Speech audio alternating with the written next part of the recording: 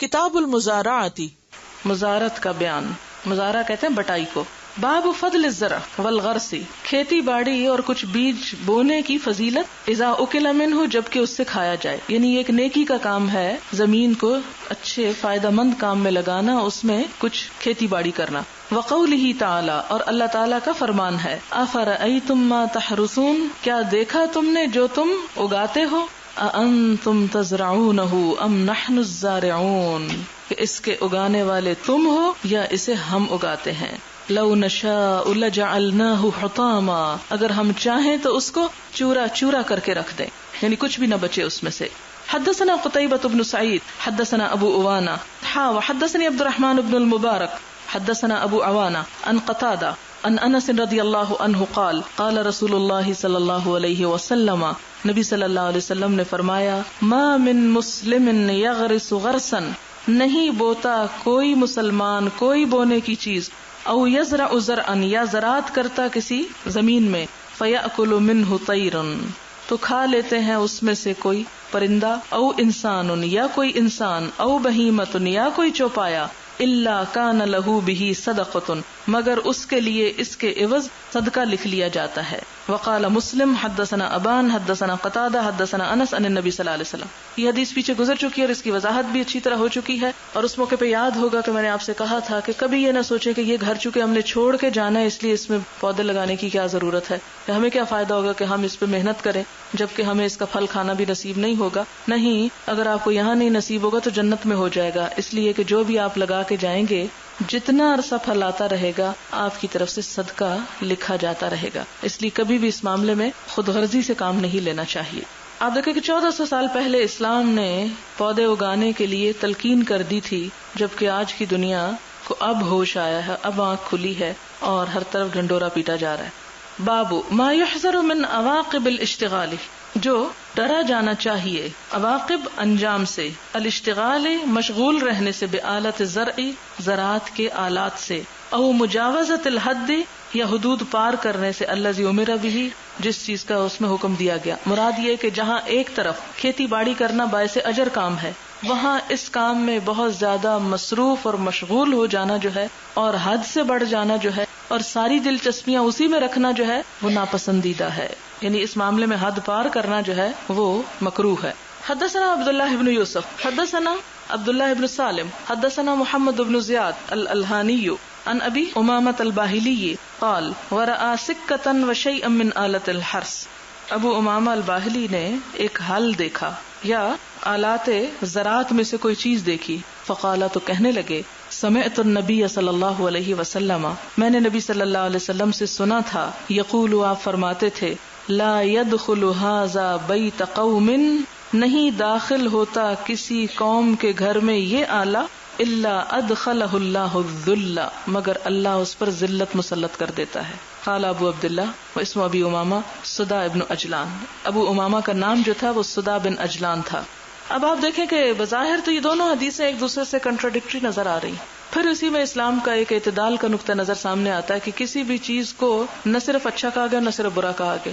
کوئی بھی چیز بذات خود نہ اچھی ہے نہ بری، اس کا استعمال ہی اس کو اچھا یا برا بناتا ہے. ایک طرف جہاں آپ نے زراعت کی تعریف کی اور اس پر اجر و ثواب اور صدقہ بتایا، دوسری طرف اس کی مذمت بھی کی. اور یہ مذمت کس کے لیے؟ جو حد سے بڑھ کر اس کام میں مشغول ہو جائے. اور کیا مذمت کی؟ کس بات سے وارن کیا؟ کہ جو لوگ اس کام میں مشغول ہو کے سب کچھ بھول جائیں گے، ان پہ اللہ ذلت مسلط کر دے گا. میرے اس حدیث کو پڑھتے ہوئے مجھے سندھ کے ہاری یاد آتے ہیں، کیونکہ آپ دیکھیں کہ زراعت میں کیا کیا استعمال ہوتا ہے. آلات کے علاوہ جانور استعمال ہوتے ہیں نا، یہ بیل اور اسی طرح کے مختلف اونٹ وغیرہ. تو آپ دیکھیں کہ اگر انسان بھی اپنے آپ کو صرف جانوروں کی طرح انہی کاموں میں جوت ڈالے اور اس کے علاوہ دنیا کی ہوش نہ ہو اس کو، تو نتیجہ کیا ہوگا؟ دوسری قومیں اس پر مسلط ہو جائیں گی اور اس پر ظلم توڑیں گی، اور اس کے علاوہ تعلیم اور دیگر افعال جو ہیں وہ بھول جائیں گی. فارسی کا ایک محاورہ ہے، شاید آپ نے سنا ہو، کہ دیہات انسان کو جاہل کر دیتے ہیں. دیہ مرد را جاہل کو نہ دیے، شاید محاورہ ہے کہ انسان کو دیہات جو ہے، یہ دیہاتی ماحول جو ہے وہ جاہل بنا دیتا ہے. اور اب بھی آپ دیکھ سکتے ہیں کسی بھی ملک کے اندر جہاں ایون تعلیم کا بہت انتظام بھی ہے، لٹریسی ریٹ بہت زیادہ بھی ہے، وہاں بھی آپ دیکھیں کہ جو لوگ کھیتی باڑی کے کام میں مشغول رہتے ہیں وہ عام دوسرے لوگوں کی نسبت کم پڑھے لکھے، کم انٹلیکچوئل ہوتے ہیں. کیونکہ زمین خود ایک سخت چیز ہے اور اس کے اندر دن رات مشغول رہنا انسان کی طبیعت کے اندر سختی اور گنوار پن پیدا کرتا ہے.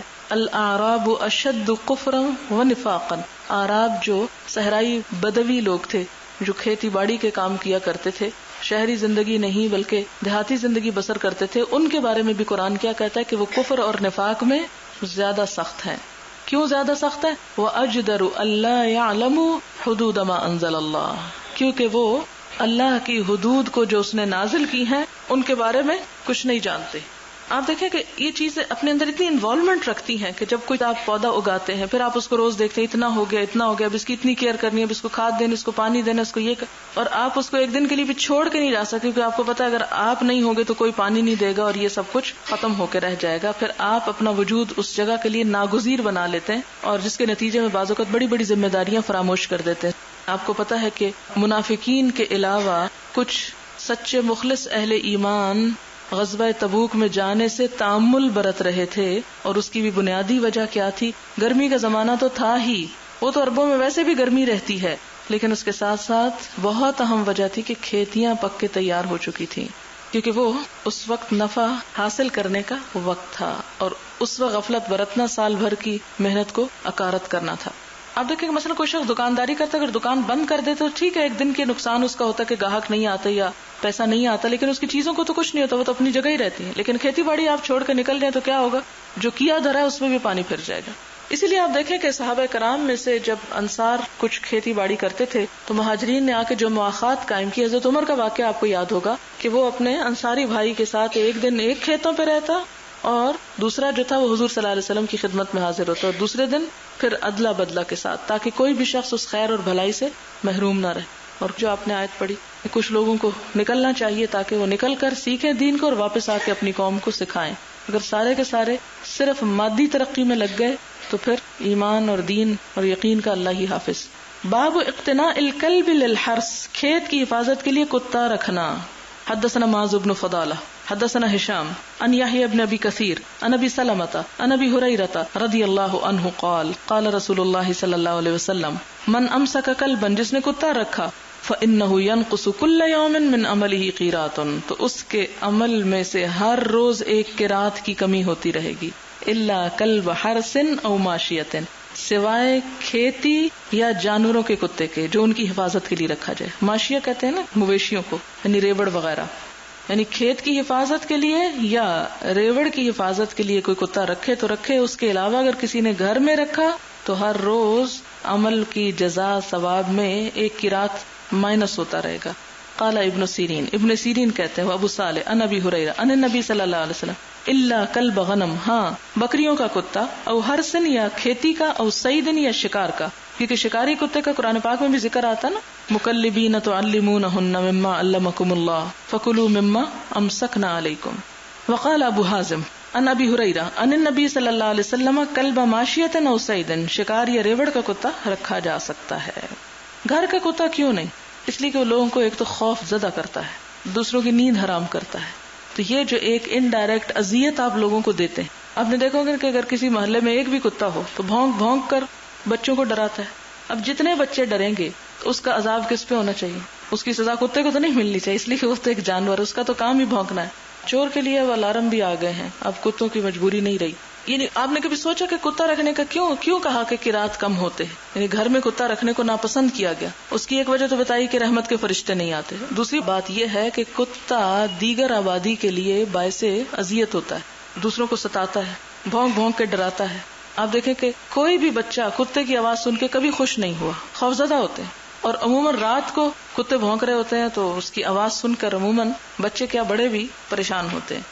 پھر اسی طرح یہ ہے کہ کوئی سائل، کوئی مہمان، کوئی بھی شخص ہو، ان سب کے لیے کیا ہوتے ہیں؟ کتے اذیت کا سبب ہوتے ہیں. تو کسی مسلمان کو اذیت دینا جو ہے یہ بڑا ناپسندیدہ، اور کسی مسلمان کو ڈرانا، خوف زدہ کرنا. آپ کو یاد ہوگا عیدین کی حدیثوں میں عید کے دن آلات حرب لے کے نکلنے سے منع کیا گیا کہ وہ سامنے کسی کو ڈرائیں نہ، خوف زدہ نہ کریں کہ کسی کو لگ نہ جائے اچانک. بعض کے نہیں، ہمارے بچوں کو بڑا شوق ہے. آپ دیکھیں کہ ہر قسم کا شوق ڈیولپ کرنا پڑتا ہے. ٹھیک ہے اندر بھی ایک انسٹنکٹ ہوتی ہے، لیکن آپ بچوں کو جو بھی کھیلنے کو دیں گے، جو بھی ان کو ماحول فراہم کریں گے، وہ اسی چیز کے شوقین ہو جائیں گے. میں یہ بات اس لیے کریں، مثال کے طور پر اس حدیث کو پڑھنے کا ویسے شاید آپ کو فائدہ نہ ہو، آپ کے ہم نے شکر پالا ہی نہیں، اس لیے ہمارے حق میں تو کوئی کمی عمل کی نہیں ہو رہی، لیکن بعض اوقات لوگ آپ سے پوچھتے ہیں کیا یہ جائز ہے؟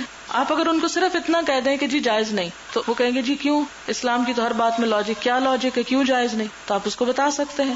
نمبر 1 یہ کہ ثواب میں کمی ہوتی ہے، اور نمبر 2 یہ کہ کتا ان اذیتوں کا سبب ہے۔ آپ دیکھیں کہ آپ نے قرآن اور حدیث میں جتنا بھی اب تک مطالعہ کیا، ان سب میں ایک کامن چیز آپ نے دیکھی ہوگی کہ اسلام جو لفظ پیس ہے، ہر اس چیز کو منع کرتا ہے، روکتا ہے، حرام قرار دیتا، مکروہ قرار دیتا ہے جس میں انسانوں کا کسی بھی لحاظ سے کوئی نقصان ہو، یعنی مکمل امن چاہتا ہے، خواہ کسی جانور کی طرف سے یا انسان سے کسی اور۔ اب دیکھیں کہ جو کھیتوں وغیرہ پر ہوتے ہیں وہ تو دور دور ہوتے ہیں، اور اس میں یہ کہ ایک انسان کے لیے ممکن نہیں ہوتا کہ وہ کھیت میں اس طرح بھاگتا دوڑتا رہے جس طرح کتا جو ہے وہ حفاظت کر سکتا ہے، یہ اسی طرح جانوروں کے ساتھ بھی۔ یعنی اس سے ایک اور بات آپ دیکھیں کہ اسلام بڑا پریکٹیکل دین ہے، کسی بھی چیز کو صرف ایک کتا ہے قابل نفرت یہ حرام ہے، کہیں بھی ہو حرام ہے اور اس کا رکھنا ناجائز، ایسا نہیں کہا گیا، کوئی بھی ایک جذباتی حکم نہیں دیا گیا، یہ کسی بھی چیز سے نفرت برائے نفرت نہیں کی گئی، بلکہ اس کی حدود متعین کر دی۔ یہی تو اصل میں شریعت کا کام ہے۔ اگر ہماری عقل کو حدود متعین کرنے کے لیے کہا جاتا تو ہم جس چیز کو حلال سمجھتے اس کو ہر جگہ ہی حلال کر دیتے، اور جس چیز کو حرام کرتے اس کو ہر جگہ ہی حرام کر دیتے، جبکہ اسلام نے، اللہ تعالیٰ نے اپنی حکمت پر مبنی ان تمام چیزوں کی حدود ہمیں بتا دی۔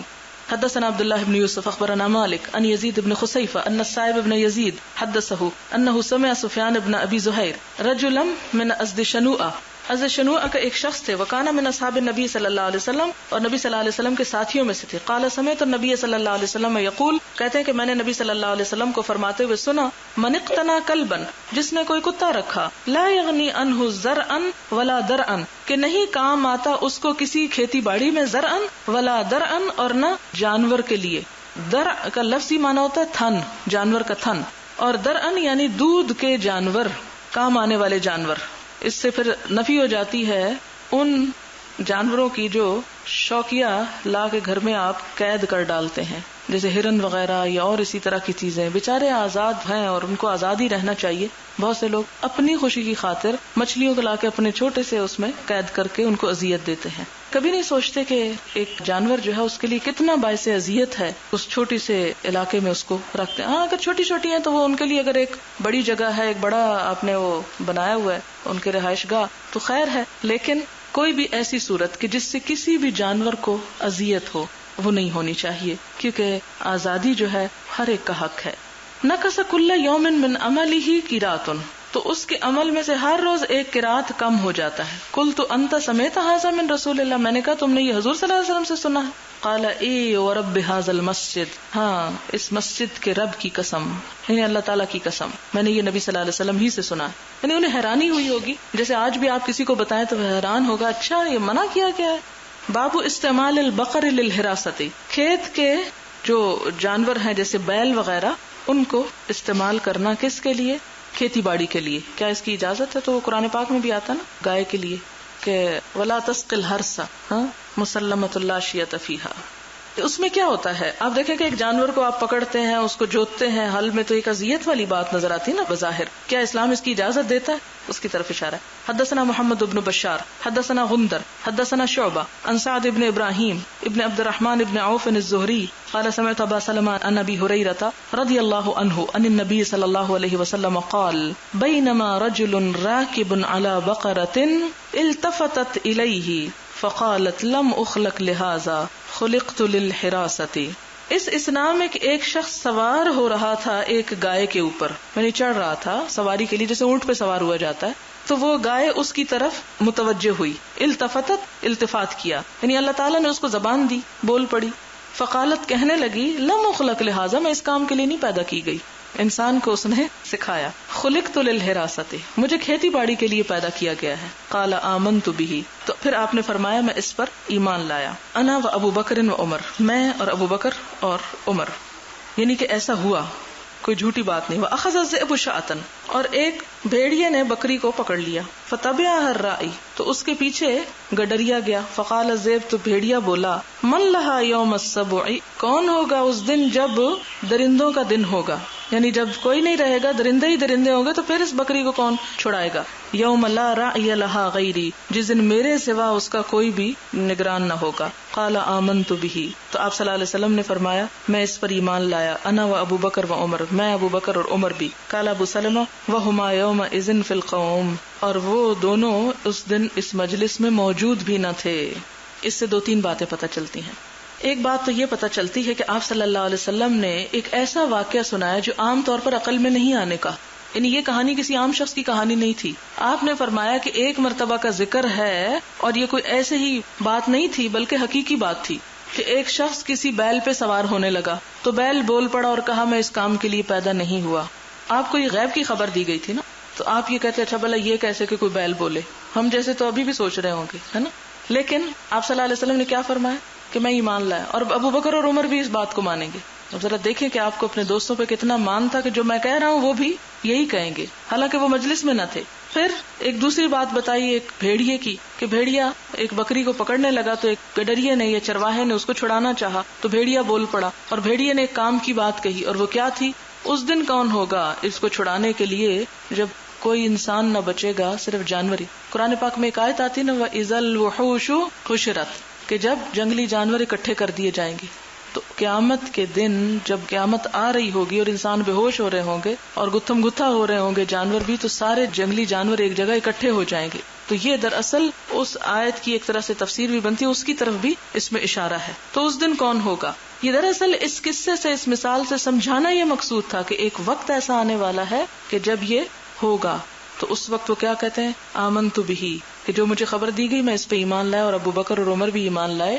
اور آخر میں راوی کہتے ہیں وما ہما یومئذ فی القوم، کہ جن لوگوں کے سامنے آپ یہ بات بیان فرما رہے تھے ان میں ابو بکر اور عمر جو تھے موجود نہ تھے، لیکن آپ کو ان کے ایمان پر ایسا یقین اور اعتماد تھا کہ حضور صلی اللہ علیہ وسلم جو کچھ فرماتے تھے وہ ان کے لیے حرف آخر ہوتا تھا. اسی لیے حضرت ابو بکر کا خاص طور پر نام کیا پڑ گیا؟ صدیق، تصدیق کرنے والا. باب اذا قال اکفنی مؤنۃ النخل او غیرہ وتشرکنی فی الثمر، جب کوئی شخص یہ کہے کہ کفایت کر میری کھجور کے درخت کے پھلوں میں، او غیرہ یا اس کے علاوہ، تشرکنی فی الثمر تو تم شریک ہوگے میرے کس میں؟ پھل میں. تو ایسا جائز ہے. مؤنہ کہتے ہیں خوراک کو، سختی کو، بوجھ کو. 2-3 معنی ہے اس کے. یہاں کیا مراد ہے؟ یعنی پھل مراد ہے. مؤنہ آمدنی کو بھی کہتے ہیں، روزگار وغیرہ کو. مراد اس سے کیا ہے؟ اگر کوئی باغ کا مالک یہ کہے کسی شخص کو کہ تم اس باغ کی حفاظت کرو، اس کے پھلوں کو دیکھو، دیکھ بھال کرو، تو میں تمہیں اپنے جب پھل پک جائیں گے تو ان پھلوں میں شریک کر لوں گا، تو ایسا کرنے کی اجازت ہے. یعنی یہ اب پھر بٹائی کی طرف آ گیا. بٹائی دراصل بانٹنے سے ہے، یعنی شراکت کے ساتھ جیسے آدھ پہ کام دینا ہوتا ہے کہ اگر کوئی شخص کسی کو کہے کہ یہ ہے کھیت میرا، زمین میری، بیج میرا، پانی میرا، سب کچھ میرا، تم اس میں کام کرو، کھیتی باڑی کرو، اگاؤ، اور جو پیداوار ہوگی آدھی میری آدھی تیری، تو یہ کیا ہے؟ اس کی اجازت ہے. حدثنا الحكم بن نافع اخبرنا شعيب حدثنا ابو الزناد عن الأعرج عن ابي هريره رضي الله عنه قال قالت الانصار للنبي صلى الله عليه وسلم، انصار نے نبی صلی اللہ علیہ وسلم سے کہا اقسم بیننا وبین اخواننا النخیل، ہمارے اور ہمارے بھائیوں کے درمیان کھجوروں کے درخت تقسیم کر دیں. قال، آپ نے فرمایا لا، نہیں. فقالوا، تو انہوں نے کہا تکفون المؤنۃ، کہ تم ہمارے پھلوں میں کام کرو، یعنی پھلوں کی دیکھ بھال میں، ونشرککم فی الثمرۃ، اور ہم جو اس کی پیداوار ہوگی اس میں تم کو شریک کر لیں گے. قالوا سمعنا واطعنا، تو انہوں نے کہا ہم نے سنا اور ہم نے اطاعت کی. اب آپ دیکھیں کہ اس میں آپ صلی اللہ علیہ وسلم نے بجائے اس کے کہ کھجوریں بانٹتے، اس بات پہ کیوں رضامندی کا اظہار کیا؟ آپ دیکھیں کہ اگر یہ ہوتا کہ انصار بیچاروں کی جو تھوڑی بہت زمینیں تھی وہ آپ صلی اللہ علیہ وسلم مہاجرین کے نام کر دیتے، آدھی اس کو دیتے آدھی اس کو دیتے، تو اس کا کیا نتیجہ ہوتا؟ ان کے پاس بھی تھوڑی رہ جاتی اور ان کی بھی ملکیت کم ہوتی. اور آپ کو اللہ تعالیٰ کی طرف سے بذریعہ وہی اس بات کا علم تھا کہ آئندہ بہت فتوحات ہوں گی، بہت سی زمینیں آئیں گی، تو پھر وہ مہاجرین میں بانٹ دی جائیں گی، لیکن ابھی تمہاری جو ذاتی ملکیت ہے وہ تم اپنے پاس ہی رکھو. لیکن اس حدیث سے پتہ کیا چلتا ہے کہ کسی کے کھیت پر کام کرنا اور کام کے بعد اس کی پیداوار میں شریک ہو جانا جو ہے یہ اجازت ہے اس کی. باب قطع الشجر والنخل، درخت کاٹنا اور کھجور کے درخت کاٹنا، یعنی کیا اس کی اجازت ہے؟ وقال انس امر النبی صلی اللہ علیہ وسلم بالنخل، نبی صلی اللہ علیہ وسلم نے کھجور کے درخت کاٹنے کا حکم دیا، فقطع تو کاٹ دیے گئے. یہ کب؟ خاص طور پر جب مسجد نبوی کی تعمیر ہونے لگی تھی تو اس میدان کو ہموار کرنے کے لیے، یعنی اگر کسی بھی علاقے میں کوئی درخت ہو اور کوئی گھر بنانا چاہتا ہو تو اس صورت میں درخت کاٹنا جو ہے ایسا نہیں کہ کسی انسان کا قتل ہے، یعنی ویسے تو درخت لگانا ثواب کا کام ہے لیکن بوقت ضرورت اس کو کاٹا بھی جا سکتا، جرم نہیں ہے. حدثنا موسى بن اسماعیل حدثنا جویریۃ عن نافع عن عبد اللہ رضی اللہ عنہ عن النبی صلی اللہ علیہ وسلم انه حرک نخل بنی النضیر وقطع، کہ نبی صلی اللہ علیہ وسلم نے غزوہ بنو نضیر کے موقع پر ان کے کھجور کے درختوں کو جلایا تھا اور کاٹا بھی تھا. آپ کو یاد ہوگا سورۃ الحشر میں اس کا تفصیلی ذکر بھی آتا ہے، ما قطعتم من لینۃ او ترکتموها قائمۃ فباذن اللہ، یہ سب کچھ اللہ کے اذن سے ہوا تھا. یہود نے اس پہ بہت اعتراض کیا تھا نا کہ یہ ایک ایسا نبی ہے کہ جو اتنی اجاڑ ڈال رہا ہے، ہمارے درخت کاٹ رہا ہے، تو وہ دراصل ان کے خلاف جنگ کی وجہ سے، تو جنگ میں جب انسان کٹ جاتے ہیں تو پھر درخت تو درخت ہیں. وہی البویرہ، اور یہ بویرہ جگہ تھی، یعنی اس باغ کا نام بویرہ تھا جس کے درخت کاٹے گئے تھے. ولہا یقول حسان، اسی کے بارے میں حضرت حسان بن ثابت کے شعر ہیں، وہان علی صراط بنی لوی حریک بالبویرۃ مستطیر، وہانا اور آسان ہو گیا، ہین اور ہون قرآن پاک میں آتا ہے، آسان ہو گیا، علی صراط سرداروں پر، بنی لوئی بنی لوئی کے، کیا حریکن جلانا، بالبویرۃ بویرہ کے مقام پر، مستطیر اس آفت کا جو ہر طرف چھائی ہوئی تھی. مستطیر کہتے ہیں کہ جو چھا جائے، یعنی ہر طرف بویرہ میں آگ لگی تھی، اور یہ آگ جو تھی بنی لوئی کے سرداروں کے لیے لگانا بڑی آسان تھی، نہیں جو حضور صلی اللہ علیہ وسلم کے ساتھی تھے. بنی لوئی جو ہے یہ قریش کا لقب ہے، اور قریش کے لوگ جو تھے وہی اس تباہی کا اصل میں سبب بنے تھے، کیونکہ انہوں نے ہی بنو نذیر اور بنو قریظہ کو بھڑکا کے حضور صلی اللہ علیہ وسلم کے خلاف جنگ پہ آمادہ کیا تھا. باب، اس کا نام کوئی نہیں ہے. حدثنا محمد اخبرنا عبد اللہ اخبرنا یحیی بن سعید عن حنظلة بن قیس الانصاری سمع رافع بن خدیج قال كنا اکثر اہل المدینة مزدرعا. رافع بن خدیج کہتے ہیں کہ کننا ہم تھے، اکثر زیادہ کثرت سے رکھنے والے، اہل المدینتی مدینہ والوں میں سے، مزدرعن کھیتی باڑی میں، یعنی ہمارے کھیت مدینہ والوں میں سب سے زیادہ تھے. کننا نکر الارض ہم کرائے پر دیتے تھے زمین کو، بالناحیتی ایک حصے پر، ناحیہ کونے کنارے کو کہتے نہیں، اس کا ایک حصہ، منہا اس میں سے، مسمن نامزد تھا، لسید الارض زمین کے مالک کے لیے، یعنی مراد اس سے یہ کہ ہم بٹائی پر زمین کو دیتے تھے اور زمین کا ایک حصہ جو تھا وہ مالک کے لیے مختص کر دیا جاتا تھا کہ اس کی پیداوار مالک لے گا، اور دوسرا حصہ کون اس کی پیداوار کا مالک ہوتا؟ جو اس پر کام کرتا. یعنی کہ جیسے اس کمرے کے حجم جتنی زمین اگر کسی کو ٹھیکے پہ دی جا رہی ہے تو یہ کہنے کی بجائے کہ اس ساری زمین پر کام کے بعد جو بھی پیداوار آئے گی وہ آدھو آدھ ہوگی، شرط یہ رکھ دی گئی کہ اس کا نصف کر کے ایک حصے کی پیداوار ایک شخص کے لیے اور دوسرے کی دوسرے کے لیے. اب ہوتا کیا تھا کہ بعض اوقات ایک حصے کی پیداوار اچھی نہ ہوتی اور بعض اوقات دوسرے حصے کی پیداوار اچھی نہ ہوتی تھی. قال کہتے ہیں فمما یصاب ذلک وتسلم الارض، تو اس میں سے بعض اوقات کیا ہوتا، یصاب کچھ پہنچ جاتا، یعنی کوئی مصیبت اس پہ آ جاتی، اس کی پیداوار اچھی نہ ہوتی، وتسلم الارض اور سلامت رہ جاتی زمین. بعض اوقات کیا ہوتا، جو ٹھیکے پہ لینے والا ہوتا تھا یعنی جو کام کرنے والا، اس کے حصے کی زمین جو تھی وہ خراب ہو جاتی اور مالک کے حصے کی بچی رہتی. وَمِمَّا يُصَابُ الْأَرْضُ وَيَسْلُمُ ذَلِكَ، اور بعض اوقات کہ مالک کے حصے کی زمین جو تھی وہ بچی رہتی اور دوسرے حصے کو تکلیف پہنچ جاتی. فَنُهِينَا، تو ہم اس سے روک دیے گئے، یعنی ایسی بٹائی سے اور ایسی مزارعت سے روک دیے گئے. اور اس کی کیا وجہ تھی روکے جانے کی؟ کیونکہ اس میں جھگڑے کا احتمال تھا، اس میں بدمزگی کا احتمال تھا، کیونکہ جس بھی شخص کے حصے میں مثلاً آپ دیکھیں کہ اگر مالک کا حصہ کم آیا ہے اور جو کام کرنے والا ہے اس کا حصہ زیادہ آیا، اس کی پیداوار زیادہ آئی ہے، تو اس سے مالک کے دل میں یہ بدگمانی ہو سکتی ہے کہ کام کرنے والے نے اپنے حصے میں تو کام خوب کیا اور میرے حصے میں کام نہیں کیا، اس لیے میرے حصے کو یہ نقصان پہنچا. یا یہ کہ اس نے اپنے والے حصے کی تو حفاظت خوب کی اور جو حصہ میرے طرف تھا اس کی حفاظت نہیں کی، تو اس طرح کی مزارت سے روکا گیا. جیسا کہ آپ جانتے ہیں کہ بٹائی کے بارے میں یا مزارت کے بارے میں آپ نے بھی پڑھ رکھا ہوگا کہ اس میں فقہا کے درمیان اختلاف ہے، بعض اس کو جائز اور بعض اس کو ناجائز قرار دیتے ہیں، اگر ان تمام آراء کو سامنے رکھا جائے تو جو اس کا خلاصہ نکلتا ہے وہ یہ کہ ایسی شرائط پر بٹائی کے لیے زمین دینا کہ جس میں کسی فریق کو بھی نقصان کا احتمال ہو وہ ناجائز ہے، اور محض بٹائی پر دینا جس میں دونوں طرف انصاف کے تقاضے پورے ہوتے ہوں اس کی اسلام اجازت دیتا ہے. یعنی ایسا نہ تو یہ بالکل کھلم کھلا جائز ہے اور نہ ہی بالکل مکمل طور پر مطلقاً حرام ہے، بلکہ ناجائز شروط کے ساتھ منع ہے اور جائز شروط کے ساتھ جائز ہے. اب جیسے اس روایت میں بھی آپ دیکھ رہے ہیں کہ اس حصے کو جب نامزد کر دیا جاتا تھا اور نامزد حصے کی پیداوار مالک کو ملتی تھی تو ایسی بٹائی جو تھی اس کو منع کر دیا گیا. اور پھر کہتے ہیں فَأَمَّا الذَّهَبُ وَالْوَرِقُ، اور جہاں تک سونے اور چاندی کا کرنسی نقدی کا تعلق ہے، فَلَمْ يَكُنْ يَوْمَئِذٍ، تو وہ تو ان دنوں میں ہوتی ہی نہیں تھی کہ کسی سے روپے پیسے کے عوض مزارت کرنا. جیسے آج کل آپ دیکھیں کہ کئی ہزار پر ٹھیکہ دے دیا جاتا ہے، روپے پیسے لیے جاتے ہیں، پیداوار نہیں لی جاتی. تو یہ چیز اس دور میں نہیں ہوا کرتی تھی کیونکہ اس کا وجود نہیں تھا. کیا ہوتا تھا کہ جو کچھ کاشتکاری کرنے کے بعد ہاتھ آتا، کوئی پھل غلہ اناج وغیرہ جو کچھ زمین اگاتی، اسی کا نصف یا چوتھا حصہ جو بھی معروف طریقے سے طے کیا جاتا تھا وہی تقسیم ہوتا تھا، وہی بٹتا تھا. بٹائی بھی اس کو اسی لیے کہتے ہیں کہ وہی بٹا کرتا تھا. اور جس کو ہمارے آج کل بٹائی کی وجہ پٹے پہ زمین دینا کہتے ہیں نا. وآخر دعوانا ان الحمد للہ رب العالمین.